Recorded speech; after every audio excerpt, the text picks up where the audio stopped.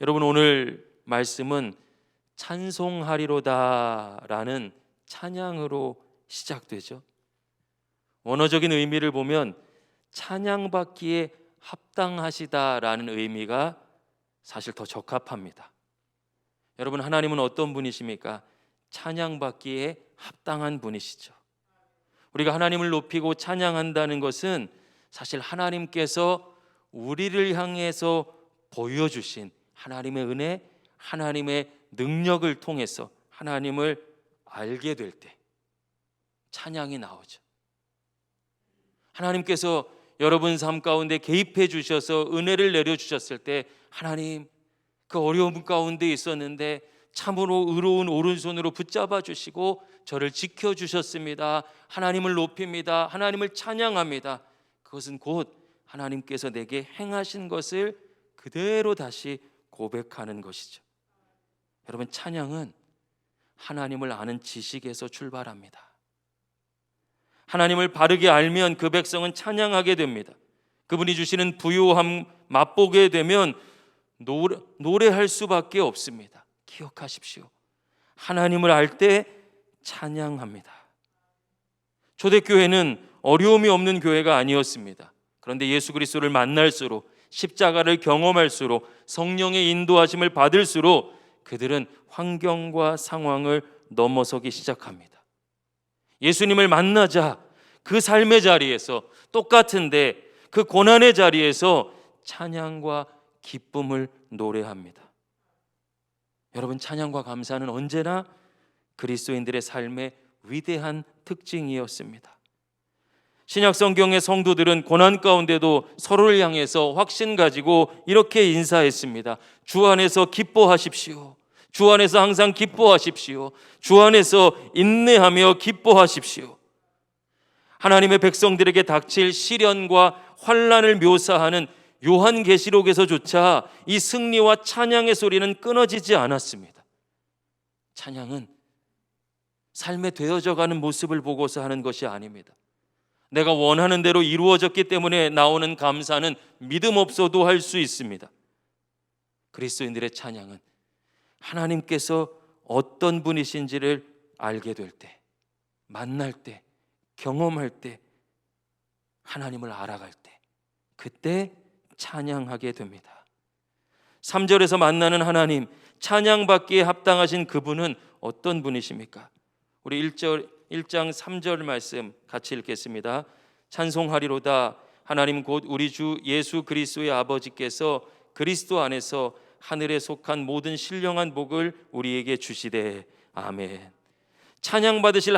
찬양받기에 합당하신 하나님께서 예수님 안에서, 주 안에서, 주 안에 있는 나에게 하늘에 속한 온갖 신령한 복을 주셨다 약속하고 계시죠.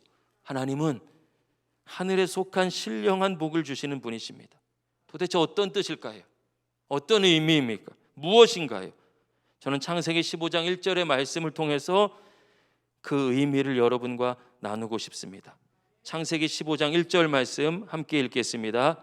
이후에 여호와의 말씀이 환상 중에 아브라함에게 임하여 이르시되 아브라함아 두려워하지 말라. 나는 내 방패요 너의 지극히 큰 상급이라. 아멘. 여러분, 이 말씀의 배경을 보면 아브라함의 조카 롯이 잡혀갔습니다. 아브라함은요 지금 정신이 없는 거예요. 조카 롯을 일단 구해야 되겠다는 일념으로 하나님께 기도하며 여러분 뿌리답게 달려갔습니다. 하지만 상대해야 될 군대는 누구입니까? 여러 나라가 연합한 막강한 군대였습니다. 당연히 승산 없죠. 하나님이 도우심이 없다면 불가능한 전쟁입니다. 그렇게 달려가 밤을 틈타 기습하고 정신없이 싸웠어요. 뭐 한지도 모르고 싸웠어요. 기적적으로 조카 롯을 구했습니다. 그리고 나서 바로 오늘 말씀 창세기 15장 1절로 이어지는 것이에요. 아브라함이 그돌라오멜 4개국 연합군을 상대로 대승을 거둔 후에, 바로 이후에 어떻게 해서 조카 롯을 구했지만 정신 차리고 보니 자신과 온 집안이 쑥대밭이 되게 생겼어요. 만일 그 군대가 내려온다면, 조카를 구하기 위해서 달려갔지만, 그래서 구해왔지만, 만약에 그 군대가, 그 군인들이, 그 나라들이 내려온다면 자그마한 아브라함의 식솔들은 모두 한 사람도 남김없이 죽임당하게 될 것입니다. 그것이 느껴졌을 때, 여러분, 그 두려움, 그 후환이 두려운 그 상태, 바로 그때 하나님이 아브라함에게 나타나신 것이에요. 그리고 구약 성경에서 여호와의 말씀이란 문구가 창세기 15장에 처음 나옵니다. 하나님이 그에게 말씀하시는 거예요. 어떤 환경과 상황을 변화시키는 것이 아니라 하나님은 처음으로 그의 모든 삶을 변화시키고 지킬 수 있는 가장 완전한 힘, 하나님의 말씀을 주시죠. 뭐라고 하셔요? 두려워 말라. 나는 너의 방패다. 내가 너의 지극히 큰 상급이다. 하나님이 먼저 찾아오셨습니다. 하나님이 말씀하시고 약속하셨죠. 하나님은 하늘에 속한 신령한 복을 주시는데 우리를 지키시겠다 약속하시는 말씀을 주시고 동시에 자신이 상급이 되어 주시겠대요. 어디 가든지 내가 너의 상이 되겠다, 자신을 주시겠다는 약속이죠. 그리고 그것이 예수 그리스도 하나님의 독생자 아들의 생명으로 이미 저와 여러분에게까지 주어진 줄로 믿습니다. 하나님의 약속의 말씀이 이루어졌어요. 그래서 주 안에 있는 사람에게 평안이 있는 것이, 주 안에 있는 사람에게. 우리의 삶도 다르지 않죠. 은혜 충만해서 믿음으로 살다가 어느 날 또 부담과 낙심, 염려와 근심, 두려움, 미움과 갈등, 시험까지 지뢰밭처럼 찾아옵니다. 하나님으로 인해 분명히 행복했어요. 그런데 세상으로 인해 두려워지고 그 현실의 압박이 우리를 흔듭니다. 여러분, 믿음으로 살아가는 우리의 현실은 두려움의 현실이죠. 마치 그돌라오멜 4개국 연합군의 군대가 내려올 것을 두려워하는 아브라함의 현실처럼, 그때 주님 아브라함에게 처음 말씀하신 것처럼 오늘 에베소서 1장 3절 이하의 말씀으로 우리를 찾아와 내가 너의 방패다, 내가 너의 상급된다 약속하시며 자신을 주시는 분이 살아계신 하나님이신 줄로 믿습니다. 그리스도인이 받게 될 가장 큰 영적인 복은 하나님이에요. 하나님을 주셨어요. 하나님의 사랑은 온갖 하늘에 속한 신령한 복이죠. 개수를 말할 수도 있지만 모든 것, 하나님의 전부, 생명까지도 아낌없이 내어주시는 사랑, 어떤 경우에도 변하지 않는 사랑으로 우리에게 그 사랑을 보여주십니다. 또한 하늘에 속한 신령한 복이라는 것은 우리가 분명히 이 땅을 살고 있습니다.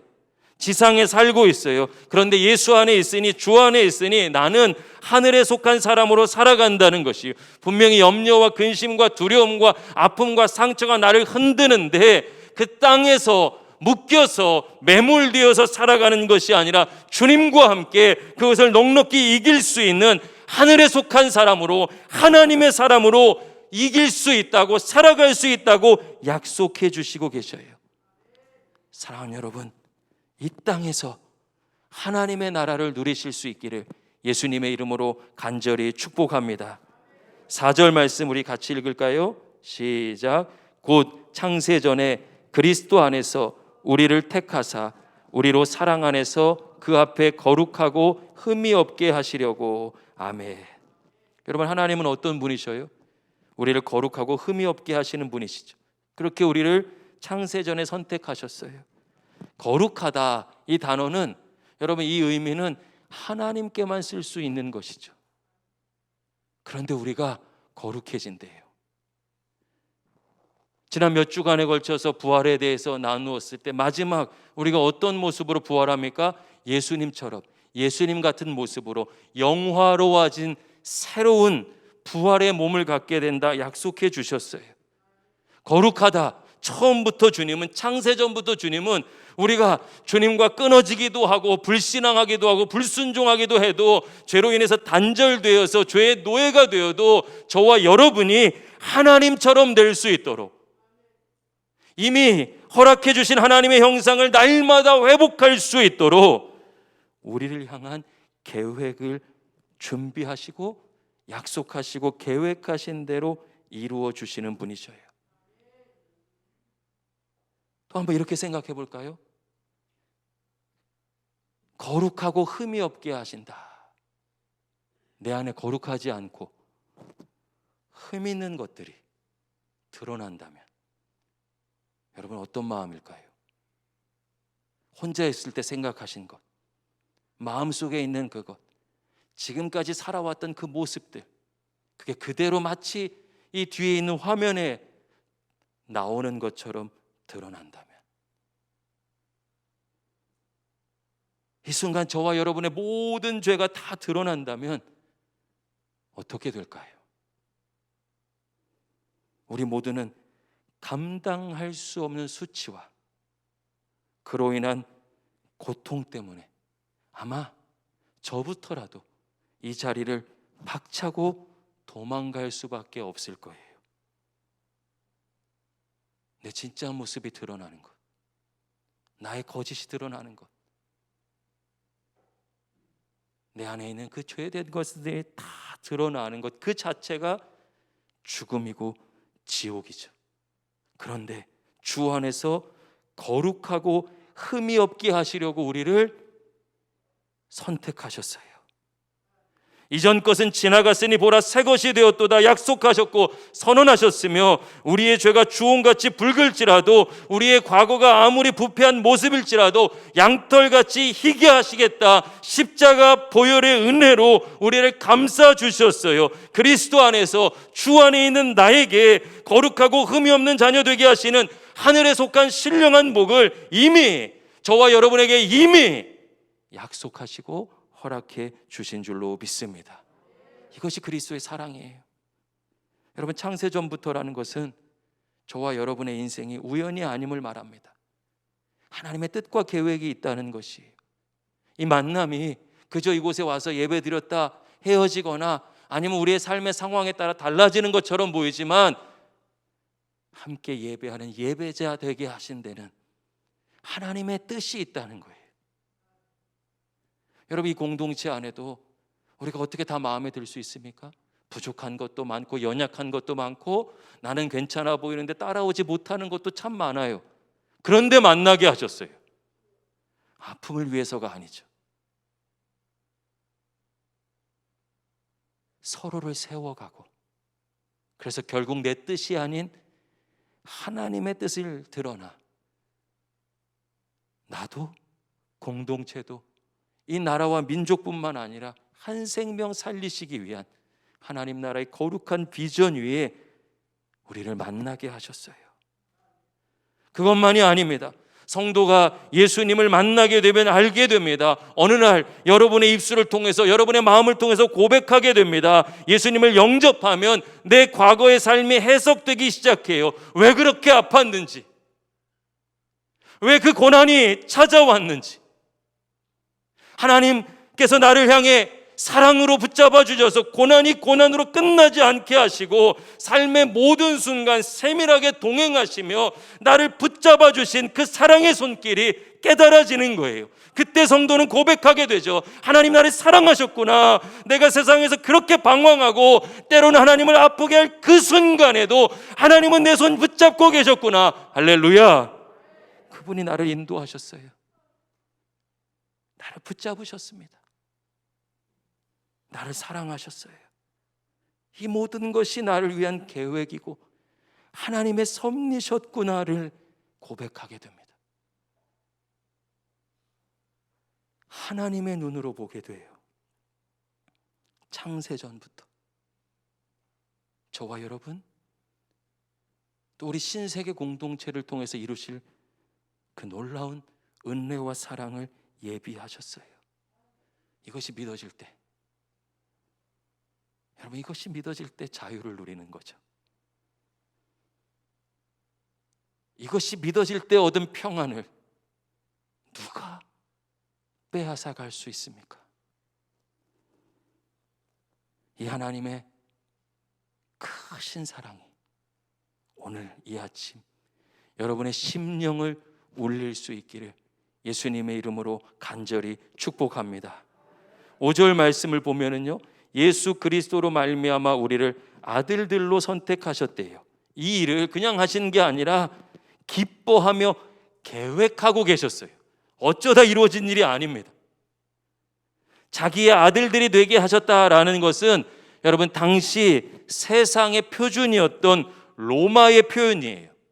로마법 아래서는 양자와 친자가 구별되지 않습니다. 차별되지 않습니다. 법적으로 친아들과 동일한 권리를 상속받는 것이 양자입니다. 법적으로 완전한 보장을 받는 존재였죠.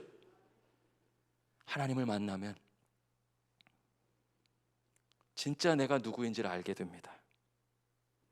이제 더 이상 죄의 노예나 현실의 두려움에 벌벌 떠는 존재가 아니라 주 안에서 하나님과의 새로운 관계로 들어감을 알게 되죠. 나는 하나님의 자녀구나. 내가 하나님의 양자구나. 내가 하나님의 딸이요 아들 됐구나. 이제 우리 주님과 같이, 주님처럼, 주님과 하나도 다르지 않게 모든 것이 내게 예비되어 있구나. 감당할 수 없는 은혜를 깨닫게 됩니다. 이것이 하나님의 기쁨이래요. 이것이 하나님의 뜻이래요. 이것을 위해 창조하셨고, 이것을 위해서 우리를 구원하셨고, 이것을 위해서 하나님의 나라를 통치하시는 하나님의 의지, 하나님의 뜻, 하나님의 계획이라고 성경은 약속하고 있어요. 나를 위해서 기쁨으로 오늘도 여러분 이 일을 이루어가고 계셔요. 그것이 하나님의 마음이에요. 하나님의 사랑이에요. 영어 성경 가운데 리빙 바이블은 이것을 의역하고 있어요. 하나님의 기뻐하시는 뜻과 계획을 언체인징 플랜이라고 의역했습니다. 변하지 않는 계획. 창세전에 선택하시고 하늘에 속한 신령한 복을 주시며 하나님의 아들 되게 하시는 결코 변하지 않는 계획, 결코 변하지 않는 사랑, 그것이 저와 여러분을 향한 하나님의 사랑이고 저와 여러분을 향한 하나님의 계획인 줄로 믿습니다. 할렐루야. 이것이 그리스도 안에서 주어졌어요. 왜 많은 사람들의 신앙이 흔들립니까? 좌절하고 절망합니까? 갈등하고 원망하게 됩니까? 은혜를 누리지 못합니까? 바로 이 약속의 말씀에 대한 확신이 없기 때문입니다. 하나님의 뜻을 알지 못하기에, 아니 믿지 않기에, 예배보다, 말씀보다, 기도보다 내 뜻이 앞설 때 이미 주어진 은혜조차 누리지 못하는 안타까운 삶의 상황이 우리에게 이어집니다. 그래서 부르시는 거예요. 다시 말씀 앞으로. 언체인징 플랜. 이 놀라운 사랑의 뜻과 계획, 하나님 이루시고자 하시는 일의 목적 앞으로, 그 약속의 말씀으로 우리를 부르시는 거예요. 하나님은 자신을 주셨고 이 사랑을 창세전부터 예비하고 계셨습니다.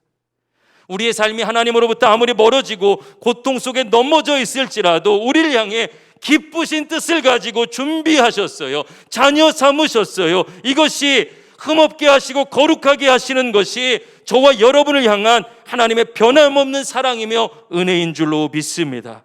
설명할 수 없어요. 이것을 깨달은 바울이 에베소 교회를 향해서 편지하면서 시작부터 찬송하리로다. 하나님을 아니, 하나님을 만났으니, 하나님을 경험했으니 그의 삶과 입술이 환경과 상황을 넘어 찬양으로 가득하고 자신의 찬양에 끝나는 것이 아니라 함께 찬양하자. 주께서 일하신다. 함께 찬양하자. 외치며 편지하고 있습니다. 사랑하는 여러분, 오늘 여러분 한 사람 한 사람의 마음속에 이 하나님의 은혜와 사랑이 가득하고 아무리 어려워도 그 사랑 붙잡고 다시 또 다른 한 사람을 사랑하는 이웃사랑의 성도 여러분 되시기를 예수님의 이름으로 기도합니다. 최근에 개봉한 영화 중에 자산어보라는 영화가 있습니다. 다산 정약용의 형 정약전이 나오고 흑산도로 유배 갔을 때 이야기입니다. 영화 초입에 정조왕이 정약전을 불러서 하는 말이 있는데 그냥 제가 눈물이 터져버렸어요.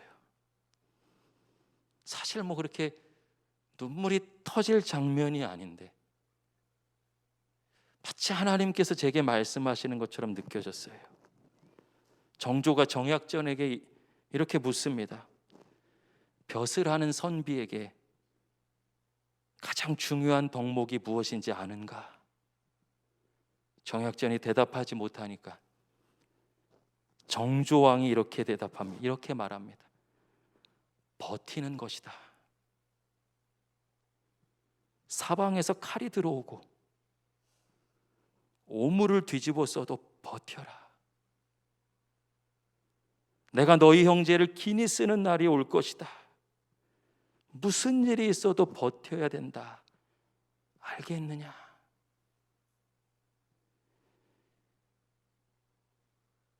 영화 시작한 지 얼마 되지 않은 이 장면에 그냥 눈물이 터져버렸어요.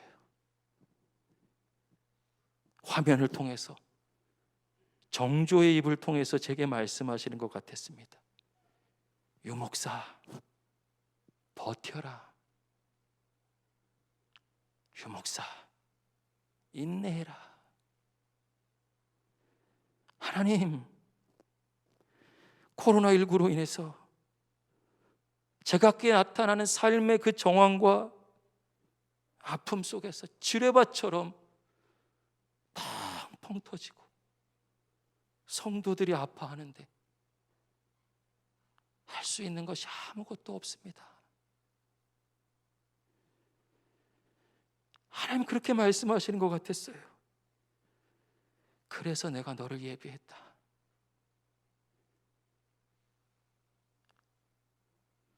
어려서부터 경험한 그 아픔들, 너 공부시킨 거, 사랑받게 한 거, 오늘을 위해서다. 버텨라. 성도들과 함께해라. 사랑하는 여러분, 우리 주님이 여러분에게도 말씀하십니다. 인내하십시오. 버티라고 말씀하셔요. 내가 너와 함께한다. 어떤 일도, 어떤 고통스러운 상황 속에서도 내가 너를 지킨다. 내가 너를 붙잡는다. 내가 너와 함께한다 말씀하시고 계셔요.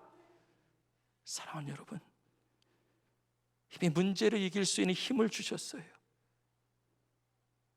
말씀하셨어요. 약속하셨어요.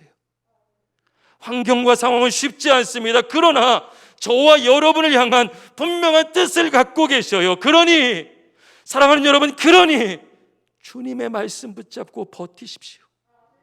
인내하십시오. 주님의 말씀으로 이겨내십시오. 임마누엘의 은혜가 여러분에게 가득하기를 예수님의 이름으로 간절히 축복합니다. 기도하겠습니다.